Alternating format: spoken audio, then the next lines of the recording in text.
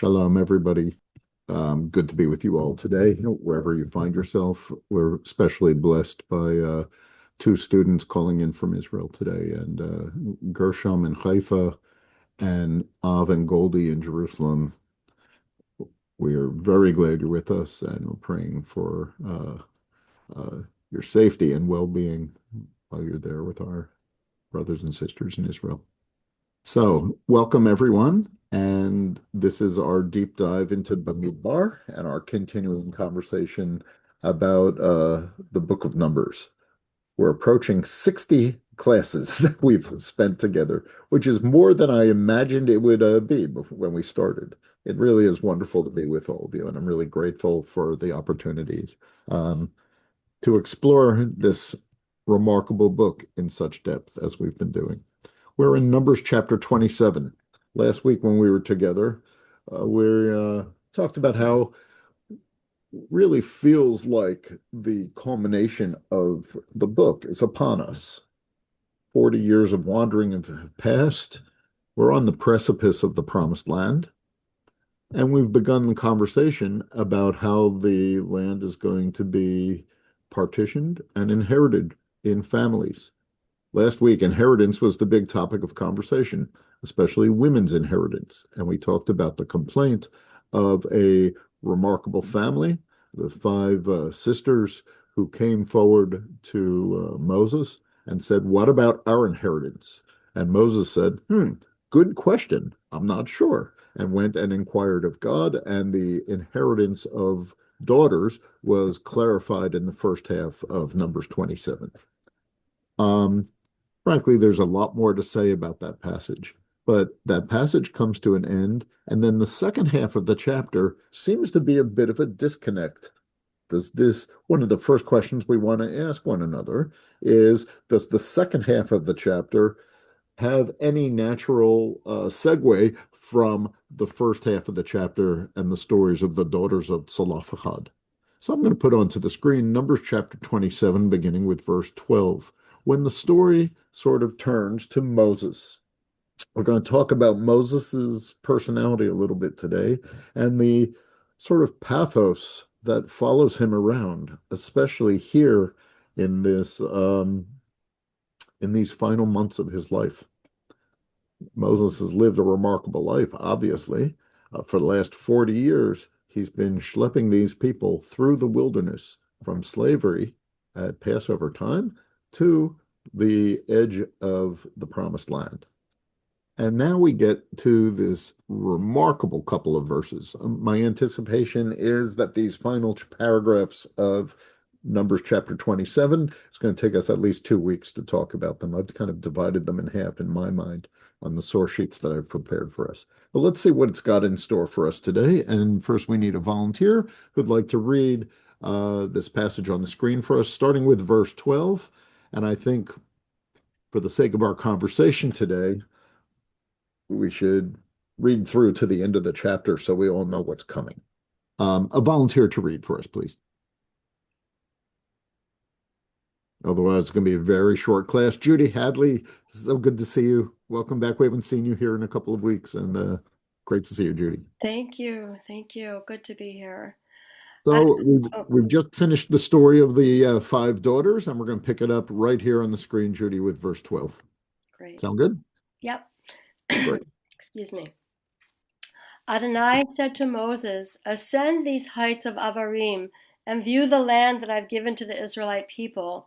When you have seen it, you too shall be gathered to your kin, just as your brother Aaron was.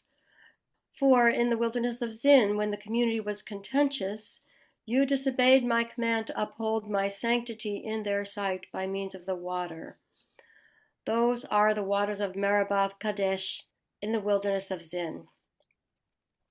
Moses spoke to Adonai, saying, "Let Adonai, source of the breath of all flesh, appoint someone over the community who shall go out before them and come in before them, and who shall take them out and bring them in, so that Adonai's community may not be like sheep that have no shepherd."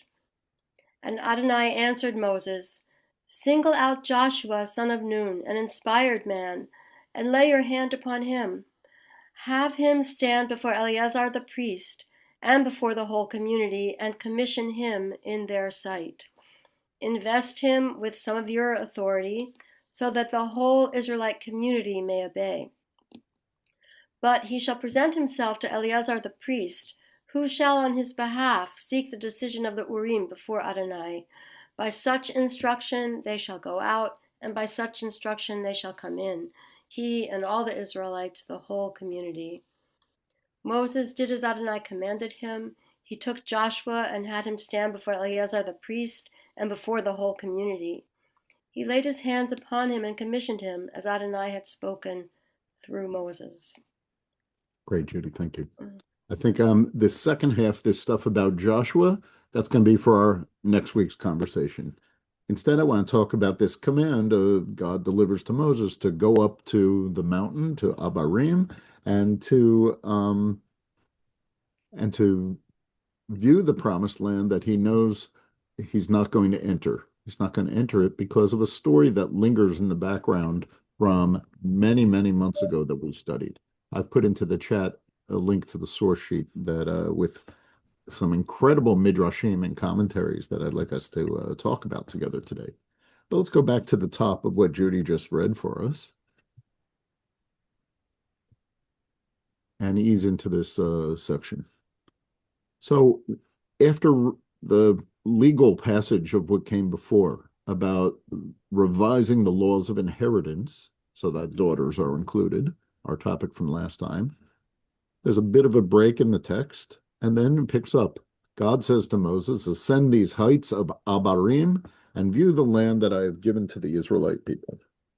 There's a couple things to say about these opening verses. And like I say, we're going to get to some rather incredible and powerful midrashim. We get a sense that Moses, his time is short now. We've already known that because there was a story that we studied together many months ago when Moses was called upon to get water for the complaining people from the rock, and he struck it, and he used harsh language to the people, and several other things that God said at that moment that you're not going to enter the promised land, but you're going to die here in the wilderness. That was a long time ago. We talked about that complicated passage about what was it that Moses did so wrong. We won't rehash that conversation today. But I am interested in this idea of being called to the top of the mountain to view the land. Why does Moses, what's going on in this verse? Why climb up the mountain? Why is it important that Moses sees the land, knowing that he's not going to enter it, that he's going to die here in the wilderness and not be allowed to go with this generation of people into the promised land? But why is it important that he gets to view it from the mountaintop? Hi, Barbara. Good to Hi. see you. Go ahead. Oh, okay. Yeah, I'm calling on my you. I hand. see I your did hand. raise my hand. So I'm just thinking that although I wouldn't want to be that person who's viewing something that I couldn't actually, go into. However, in his role, he's viewing it so he can help Joshua and whoever else is going to lead. He'll have an idea of what's going on there. That's what I have Wait, right now. just spell it out for me how that answers my question, though. So why is it important that he sees the land?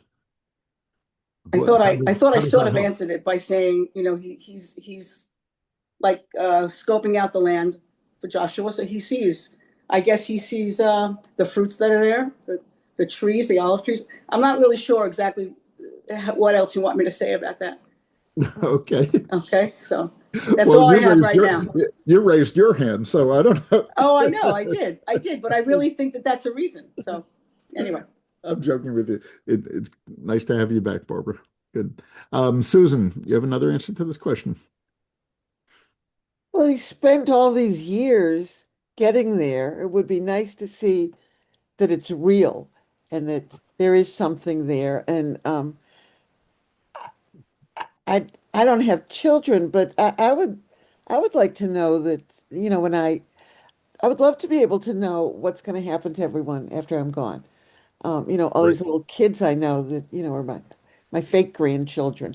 I would like to know So maybe Moses is like that. And also he's That's looking. a. I wanted to interrupt you for a second and say that's a really cool interpretation because that means God is giving Moses a gift that the rest of us never get, and that is that assurance about the future generations.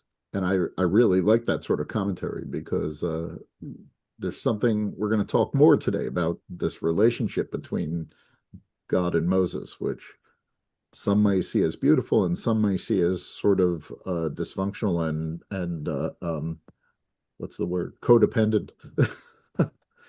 But so I like that Moses gets a reward that the rest of us don't get, that assurance that the next generations are going to be just fine.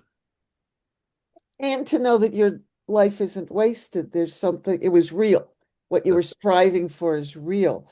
Um, you, Even though in some ways, when we read this for the first time, I thought, was God just looking for an excuse to Mhm. not let Moses go into the land? Oh, here's one. I'll do this. And also he's seeing, I wonder what he's seeing. I want to Okay. say he's seeing this peaceful land, but he might be seeing everyone that Joshua was later gonna fight with. Well, Right. there's midrashim about that too. That when it says he sees everything, it means he sees everything. He sees their glories and their pain. He sees their peacetime and he sees their wars, and he sees all of it. And good thing he didn't last till, you know, the middle of the book of Judges and on, All right? right, let's keep going. Carol.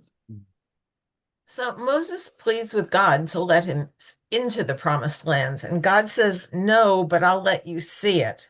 Mhm. So the reason he's seeing it is because God's giving him that as sort of a booby prize. But you asked a question, which is what does Moses see? I think, or why does he see? Um, and my sense is that God has told Moses for 40 years now that he's going to lead us into the promised land, and we're still not there. So I think following up on Susan's comments, this is not only his seeing it, but he's seeing that we're there, that we're really there, that God is actually fulfilling the promise that he made all those years ago, not to going back as far as Abraham, but certainly in the last 40 years as well. So it's sort of a reinforcement. And I think also because Moses did not listen to God when he said, talk to the rock. This is also sort of I don't know, maybe a forgiveness or a merging of the relationship again so that Moses can die in peace. Very nice. What Susan called a booby prize, but yeah, very nice. Um, Gershom in Haifa.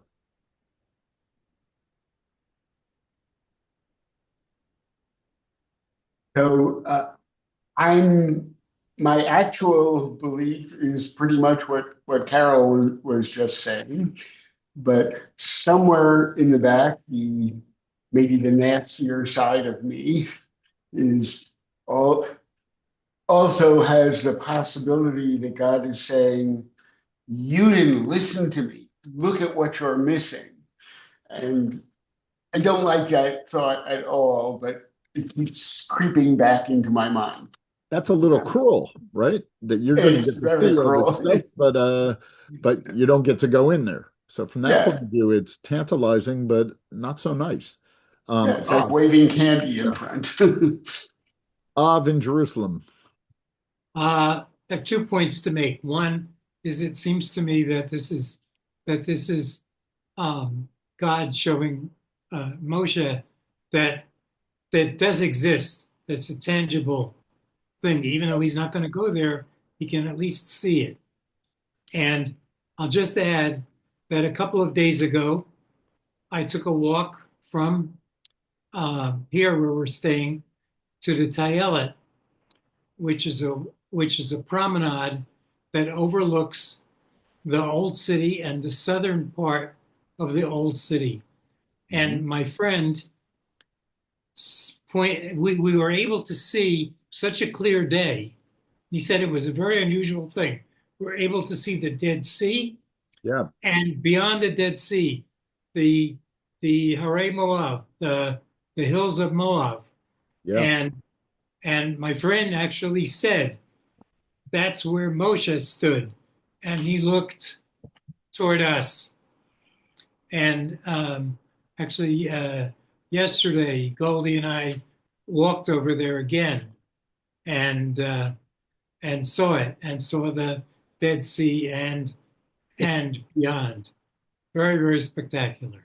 That's the spot. That's the spot where the text here says the heights of Abarim. That's exactly where it's talking about, because it says it's adjacent to Jericho on the other side of the Dead Sea, and this is on the opposite side. Yeah, you're.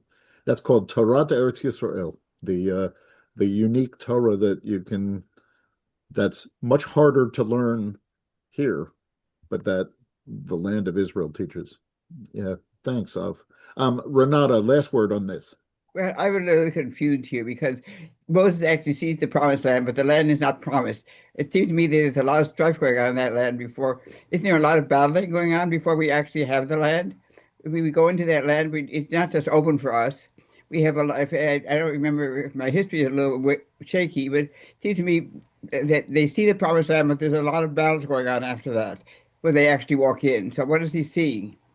What does he see? Well, I mean, I'm going to leave that as a rhetorical question because it's a marvelous one. But I want to suggest this, that there's two things going on here. There's the very plain sense of the Torah in a literal sense that Moses is supposed to go up to the mountain, and literally from that point, like Av reminds us, you get this grand vista of an enormous, if not the entire land, a huge swath of it.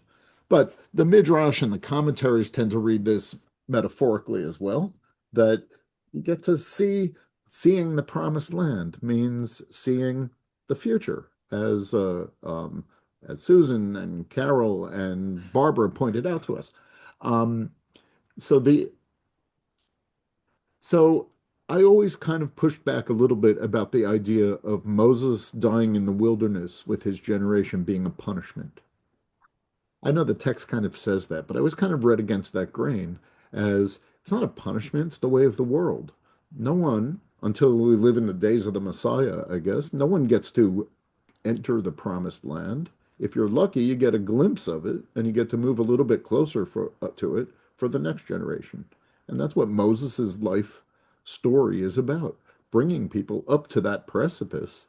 But no one gets to enter the promised land of perfection and completion and wholeness and peace. You get to, in your lifetime, nudge the next generation a little bit closer to that. So it never quite seemed like a punishment to me, even though in our lifetimes it might seem like a punishment that we don't get to arrive to that place. Anyhow, I have an even juicier question to ask you to think about. And then I'm going to share some commentaries on this precise question. So, what does all of this have to do with what came before in this chapter? In the previous part of this chapter, we read about the inheritance of the daughters of Tzalafahad. And then today we're talking about Moses dying and seeing the promised land and investing Joshua with the next generation of leadership. Is there just a total disconnect between part one and part two of the chapter? Or is it all of a piece? What's the connection? You just think about that for a second, and let's hear the Masor's response to this. Moses said, or God says to Moses, ascend these heights of Avarim and view the land which I have given to the Israelite people.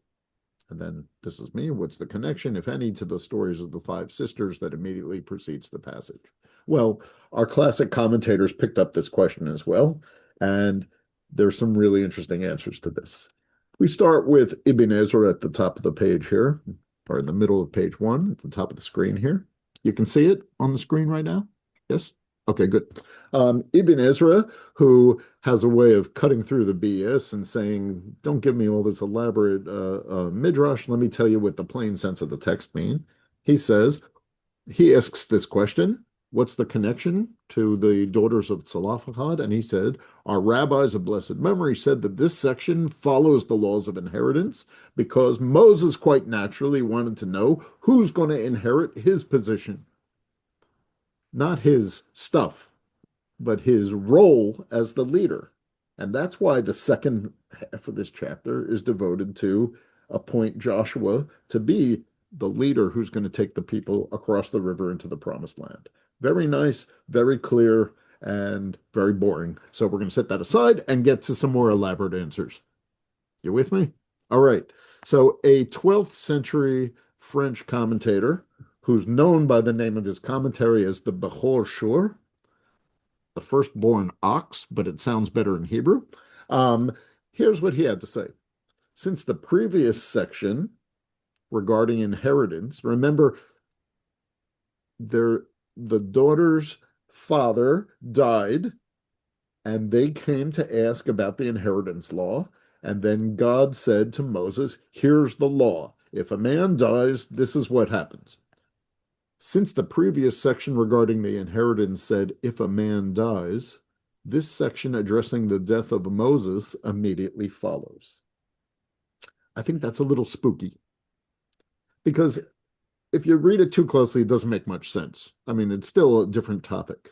But I think what he's suggesting is there's a subconscious in the Torah, the sort that Aviva Zornberg points out, really provocative. She has a whole book about on the biblical unconscious.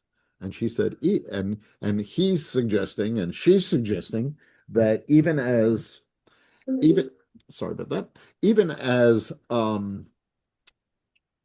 Torah's talking about law, subconsciously beneath the surface, Moses is realizing his own mortality and that his life is not going to last forever as well.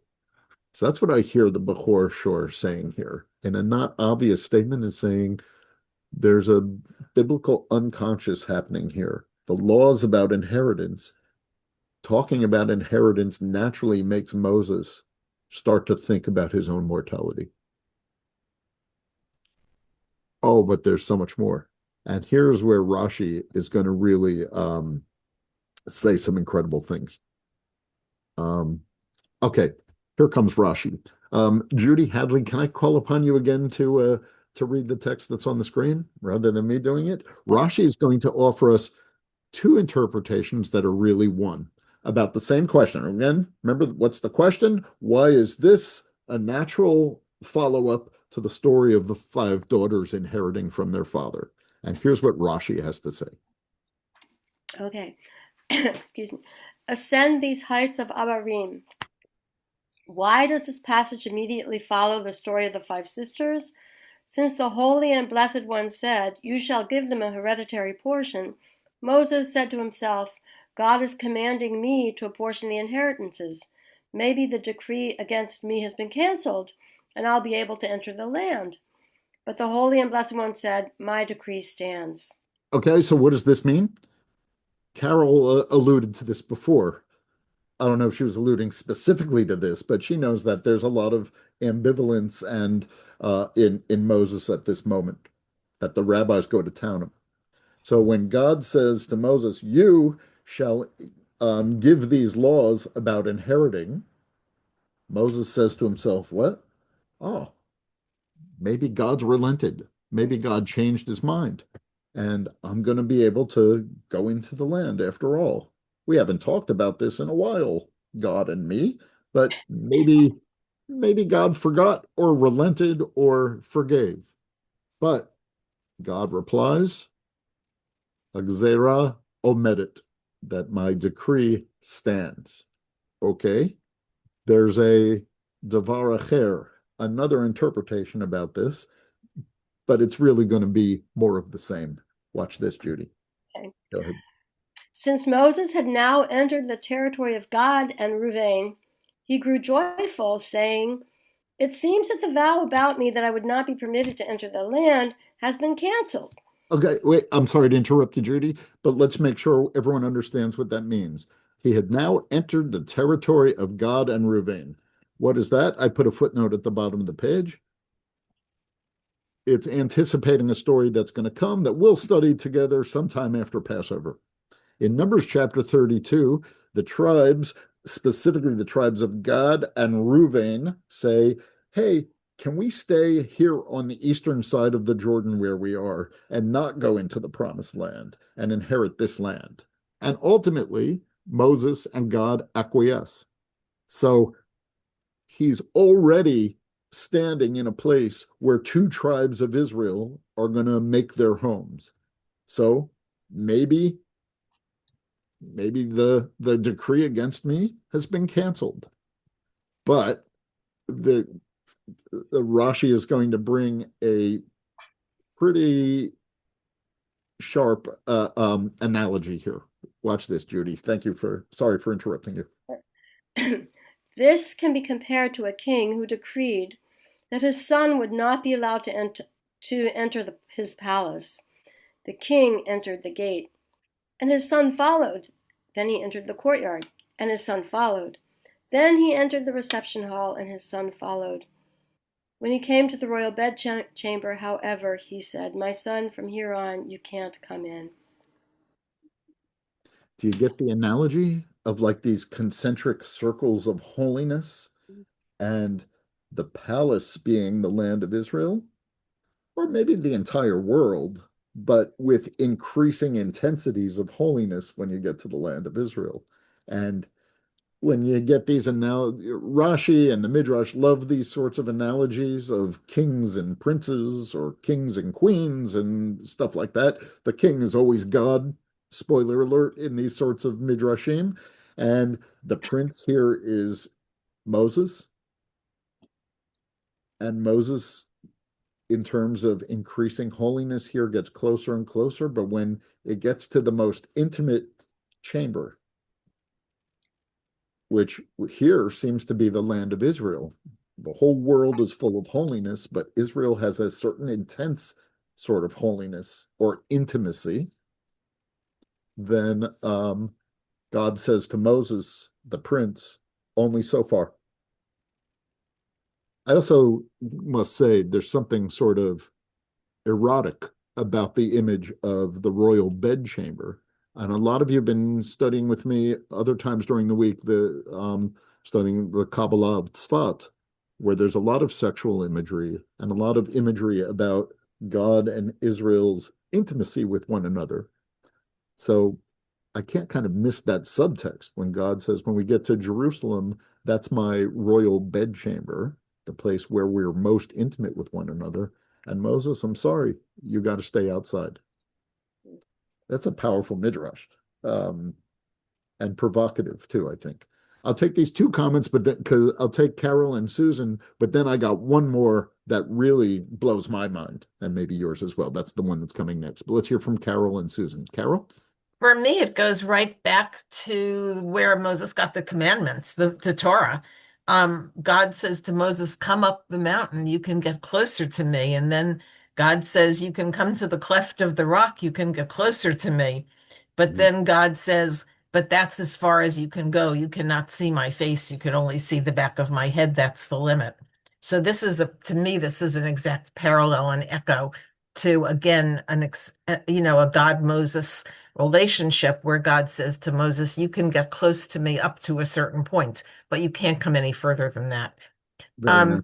I Okay. apologize also because I had to take a phone call, but um, I want to just go back to your other question for 1 second. I think one of the reasons Moses could see the land but could not go in, maybe God was trying to convince him that the kind of leadership that Moses gave as we moved through the desert was not the leadership he would need once they settled the land. And maybe seeing the land would help Moses see that and make him feel better about not going in to be the leader. Yeah, I think that's true too. Moses's people are the generation of the wilderness, and a different generation needs a different kind of leader. Um, Maybe. I'm not sure how confident I am of that, but that's the lesson. Yeah. Susan, one more on this, and then I got this crazy midrash for you. Maybe I'm just being too literal, but part of me thinks, oh, they made this decision about the daughters of Tzlafahad, and as Moses looks at the land, this could come up again. And let's make sure that we know what's going to happen when there are only daughters, no sons. The women are going to get an inheritance. And actually, that's kind of the first, it's like the first story in the book of Judges. It's one of the last stories in the book of Joshua about daughters inheriting. Okay, nice. But now I'm going to share with this midrash from the Tanhuma, which is going to say actually Moses has something very different on his mind, and this I'm curious to see how you're going to respond to this midrash. It's a very human midrash when we understand Moses, who has one foot in this material world and one foot on top of the mountain in with God in the heavens. Moses is this complicated figure because he's half human and he has one foot in the heavenly realms. There's midrashim that pull him in each direction, and this is a very human midrash about Moses. You ready for this? This is from one of the classic books of the midrash called Midrash Tanhuma on this Torah portion, and it's going to answer this question in another way. The daughters of Tzalafachad were petitioning for their rights to inherit from their parent. And that makes Moses think of something very human and natural. Judy, you ready to read one more for us? Sure. Okay. Watch this.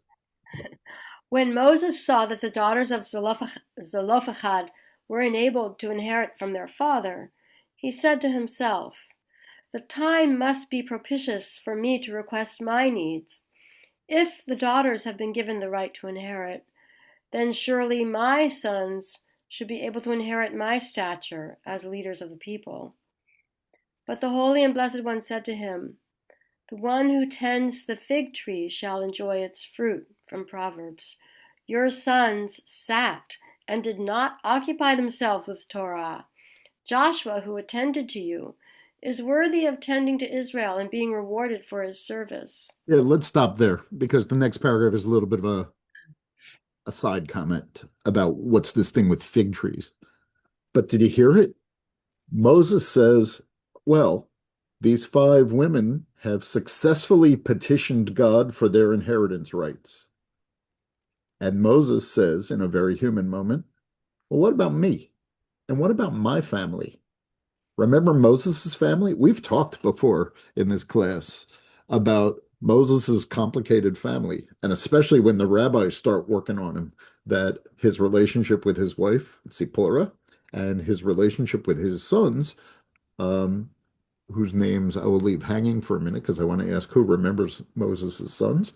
Uh, um, his relationships are very complicated. Sure, they are. He's very, very busy at work. You know what I mean? So, who are Moses' sons?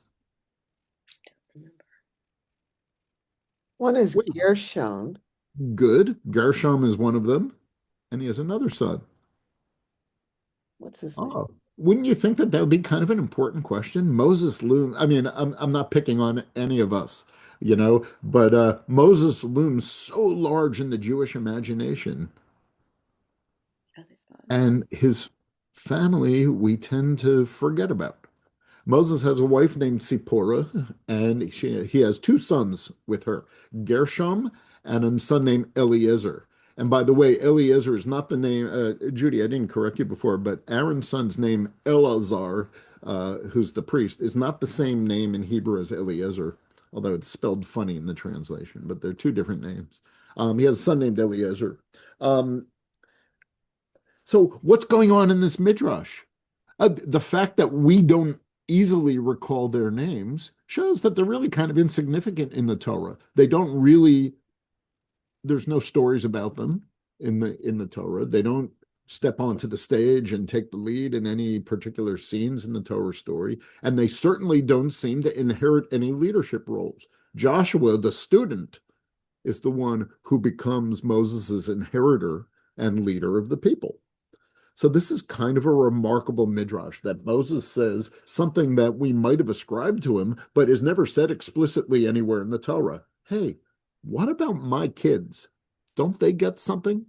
And the response here is remarkable and a little bit, as we say in Hebrew, harif, right? It's a little bit harif that God says, your sons sat and did not study Torah. Joshua sat and followed you around and did everything you said and listened to every word, absorbed every word that you said, he's the worthy leader. Now, I don't know if that's fair to Gershom and Eliezer, sort of sympathetic to the two of them, but God doesn't seem so sympathetic to the two of them. He says they don't deserve the mantle of leadership. Joshua does. This raises lots of interesting stuff. I mean, how could it be that Moses, this great leader, didn't raise in his own family similarly inspiring leaders? And is that the way of the world? Is that more frequent than we realize? Or what's the tradition trying to teach here? Or what's it implying? There is a passage, maybe before I call on you, there's one other thing. The very next passage is a passage from the Talmud that gets even more harif. Harif means like sharp. Sure. Yeah. Why do we find so rarely? Is it on the screen? It's not on the screen, is it? Oh, no, it's not. Sorry. Tick, tick, tick. Why do we find so rarely that Torah sages give rise to Torah sages among their own children? Asks the Talmud. Then the Talmud gives a couple of answers to that question, but the question is even better than the answer. I want to know what this does for you, raising this issue. And it might, how come there's so many, how come there's not necessarily a straight line from remarkable parents to remarkable children? Sometimes remarkable parents have pretty mediocre children, and sometimes pretty mediocre parents have incredible children. There doesn't seem to be a straight cause and effect. Isn't that what the text is saying here? With the ultimate example being Moses himself. What might we do with all of this? Susan, what does this raise for you? A number of things. One is it's not necessarily a straight line or even these, these two crossed lines. You have each parent has their parents and their parent, and you don't know who's getting what from whom. Um, and sometimes you get things from other people. I know that I've passed on things from myself to children who were not mine. I'm also thinking about Joshua that he was he was the first, well, he and what's his name, who said, the land is great. I want to be there. I want to go there. He never had any, he saw it, and that was it. So he's a natural to lead with his enthusiasm, and also he becomes a general. He is a general. He's got those qualities. It's like it's very nice to have someone who can answer your questions and think, and but once they get there, the book of Joshua is a war story, Yeah. and it's a rabbinic scholar, even though biblical scholar, although there's no Bible, it's not going to do much good as a general. Cheryl Lester.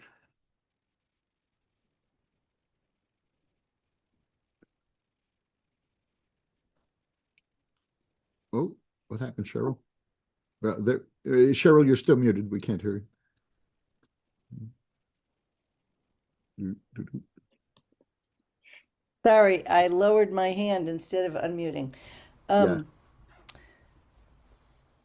what I just wanted to say is that it reminded me of the priest Eli in the book of Samuel with his two sons.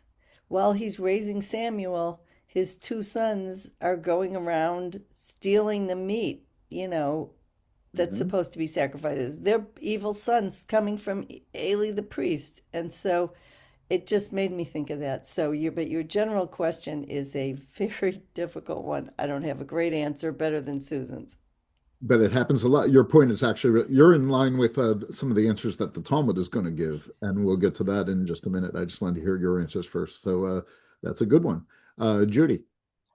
Yeah, I was just thinking that th- just throughout the Torah, there's a bias against natural inheritance. Birthrights are upended, and I gather that was contrary to the ancient world, that there was always primogeniture was a thing, and the Torah upends all that. So I see that this is as well as the perhaps a commentary on the dangers of dynasties. That Yeah. you know, I'll just leave it at that. Yeah, that's good. And sometimes there are dynasties in Judaism, especially in Hasidism, right? That there's Hasidic rebbes that are passed from father to son in their dynasties. Um, but that seems against the grain of a midrash like this that we're talking about. Carol, I'm going to just jump over for a minute to hear some people we haven't heard from yet, and that would be Marcia. Um, okay. Um, it's difficult to be the offspring of a powerful leader who is so absorbed in what he or she is doing at your neglect. And it's not only that, it's how the public sees you. You have to rise to an occasion which you just may not be able to do. So and look what's so interesting right now. Who is the possible inheritor of Ayatollah Khamenei? His son. But we know nothing about him. He may be a total nothing. But it's not automatic. That's amazing. Good for you, by the way. I appreciate what you're saying, Marcia, because you're treating Gershom and Eliezer with more generosity and sympathy than we have been up until this point. Maybe maybe it's not about their shortcomings. Maybe they looked at their father and the relationship between their father and the mother. And maybe they looked at their father and saw the way that an entire generation of the wilderness treated him, for years and years, and said, who wants any part of that? We just want to grow up to be accountants. you know? And that's treating his sons with sympathy that they deserve. So thank you for that comment, Marcia. That's great. Ronnie. Well, I'm thinking of going back to the issue of the golden calf. Mm-hmm. And I think I read somewhere in the Midrash somewhere, that his sons were being punished. In fact, I thought I read that they were actually being killed, and Zipporah was sent back to her people. So, question arises, does he actually have sons that are? Well, I think you've changed the order of some of the Torah stories, which you're allowed to do in Midrash anyway. But you're right that there's stories where before Moses went back to Egypt, he sent his wife and sons back home, back to their father. Egypt is no place for young children to be. And then in Exodus chapter 18, when Jethro, Moses' father-in-law, shows up in the wilderness, he shows up with their wife and kids in tow. And you can imagine Moses saying, oh, I was so busy, I totally forgot about their well-being. That's what I'm talking about when I say that there's insinuations throughout the Torah that Moses, for all of his glory as the lawgiver of Israel, his home life isn't so healthy and stable as often happens. And there's a lot to learn about that. And I can see my bookshelf over there. There's a lot of books that are written about Moses and leadership, but also about families in the Torah and how to balance work and family for the best well-being of everybody. Anyway, I've said too much. Let's hear from Ronnie. Just spoke, lowering my hand. Thank you. Okay. Carol, we're back to you. So I just finished taking part of a course on Buber, so my mind is totally blank at this point. But what I was thinking is so much of it depends on how do you define following in the father's footsteps? How do you define remarkable? You said is the offspring remarkable? Mm-hmm. So at one level, you can say it's by how productive they were. is a Torah scholar's child a Torah scholar. But if you simply had a child who lived B'Tselem Elohim, who was a good person, isn't that something to be proud of? Isn't that a remarkable person? Of course. So life is a pendulum. It can swing back and forth, but I think at the simplest level, children who see their parents being so driven and so connected to, I'm going to say work in the broad sense of the term, that there's no time for family or for the I thou relationship, for relationships to really build and form between people may seem to the father as though they're not successful, but by any other measure may be successful off the charts and happy, by the way. Absolutely. Absolutely. And what a tragedy for children who have to continually, even long into adulthood, have to live up to a false standard that their parents have set. I just had this image in my mind of Moses' son saying, of Moses saying to God, "How come my children can't inherit the leadership?" And Moses' son Gershom overhearing it and saying, "I just want to be a jazz singer." Renata. Well, oh, wait. I think some of the people have already said, I think when a father is so successful and so engrossed in his work, he doesn't pay attention to the kids. The kids say, well, that I don't want to be like that. I'm just going to go my own way. I Great. think people have already said that. That's what I was thinking. Thank you. So let me show you one or two other things before we totally run out of time. The Talmud has a slightly different agenda. It will not treat the next generation with the sympathy and generosity that we have, which I think we should. But it has a different agenda and some different insights of its own. Here's the passage from the Talmud that's on the screen. Why do we so rarely find that Torah sages give rise to Torah sages among their own children? We've answered this question maybe even in better ways than the Talmud is going to. But the Talmud has a different agenda. The Talmud is going to say, yeah, how come there's not this sense of nepotism among Torah teachers?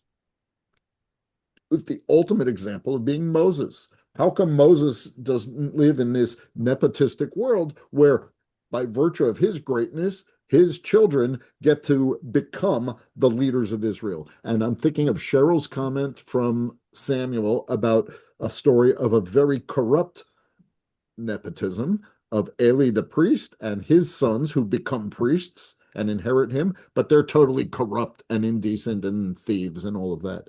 So here's the Torah with that in mind. Why do we so rarely find this?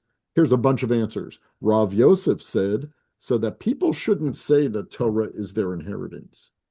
Torah is something, from the point of view of Rav Yosef at least, that you have to work for. You don't just absorb it by osmosis. Although there is something to be said about living in a home where words of Torah are spoken all the time, but you have to work to acquire it and learn it. It's not an entitlement, says Rav Yosef. Rav Sheshet, the son of Rav Edi, who by virtue of his name alone shows you that sometimes it does work. Sometimes Rabbanim have Rabbanim as their descendants. Right? But he said, so that they, the next generation, shouldn't become presumptuous towards their community. All the rest of these comments are going to be about arrogance. If you think you deserve it, you don't deserve it.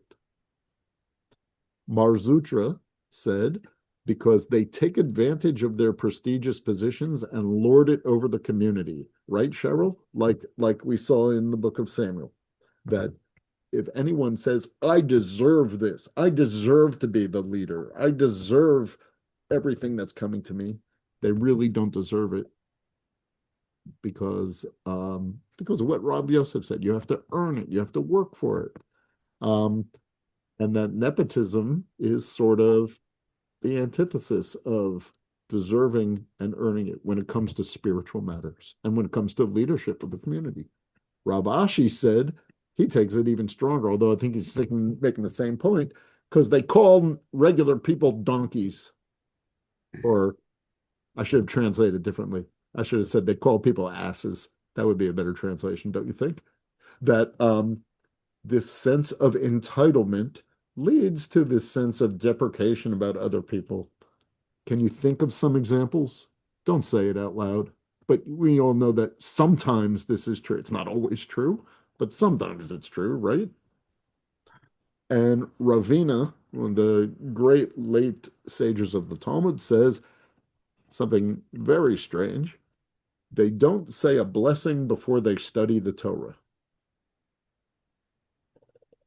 I think it means that they think that the Torah is their entitlement and not this incredible bracha that they should be grateful. They take it for granted.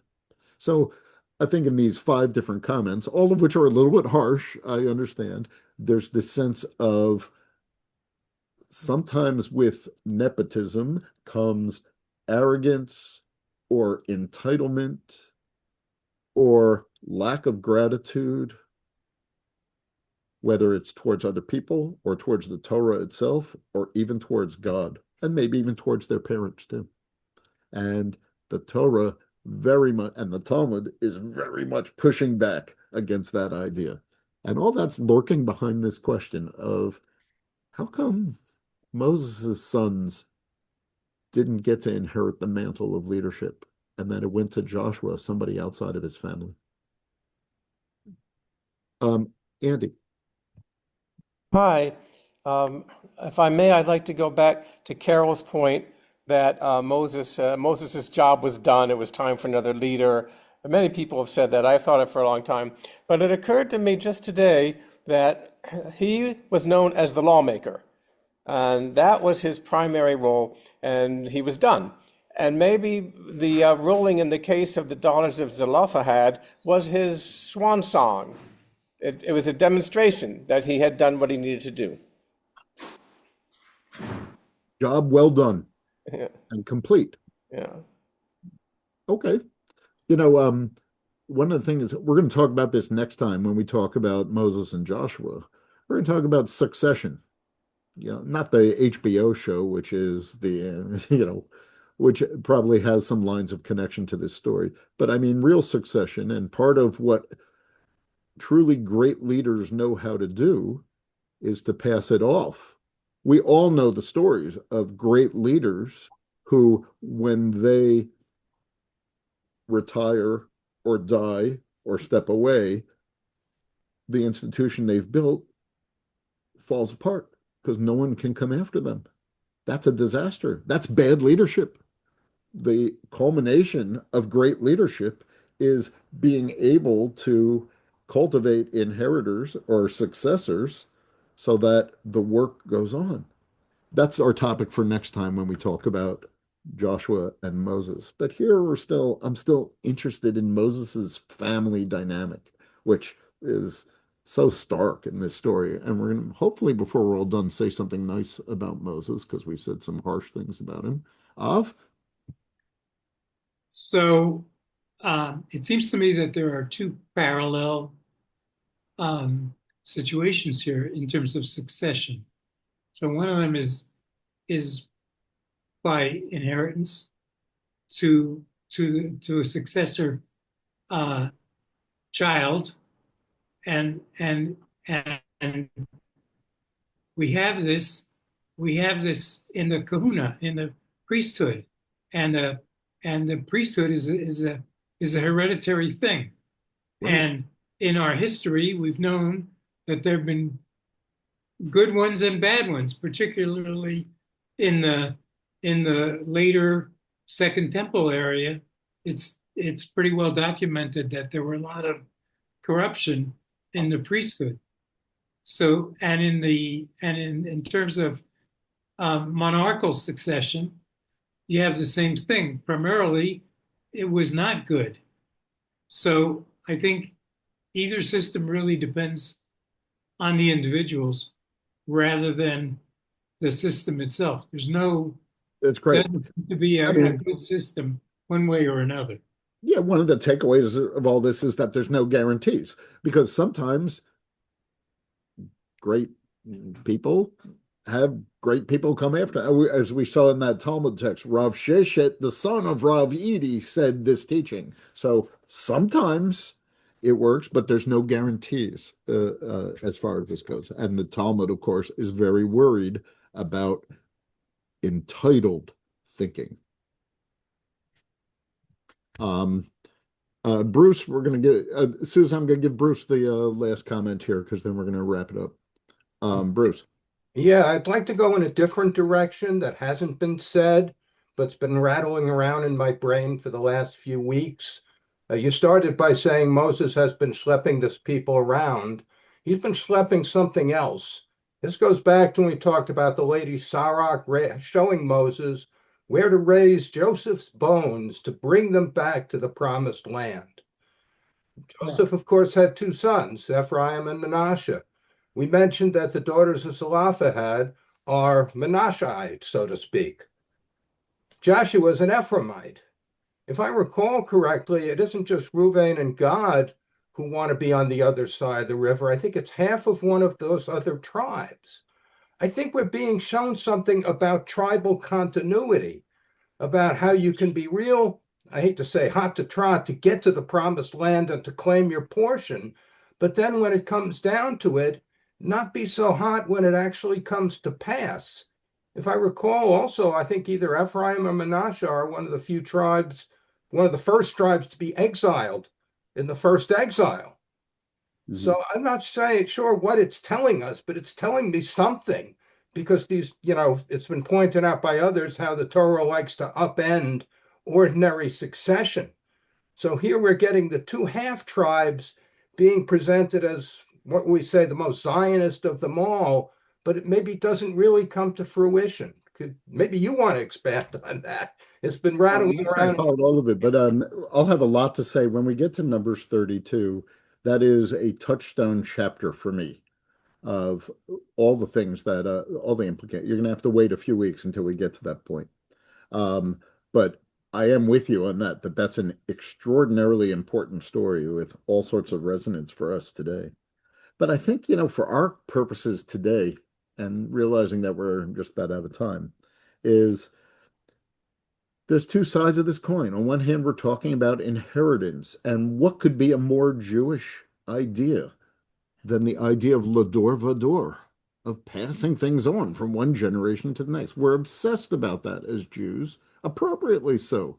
It's kind of kept us alive for millennia, of passing on our traditions, our values of who we are from one generation to the next. But I guess the thrust of the text that we looked at today said, well, there's another side to that, and there's the risk of that is cultivating a sense of I'm entitled to all this, rather than I have to work for this. And both sides of that coin, they're both spiritual truths. They're not necessarily contradictions, or if they're contradictions, they're one of those contradictions that we have to hold both of them in our hands at the same time.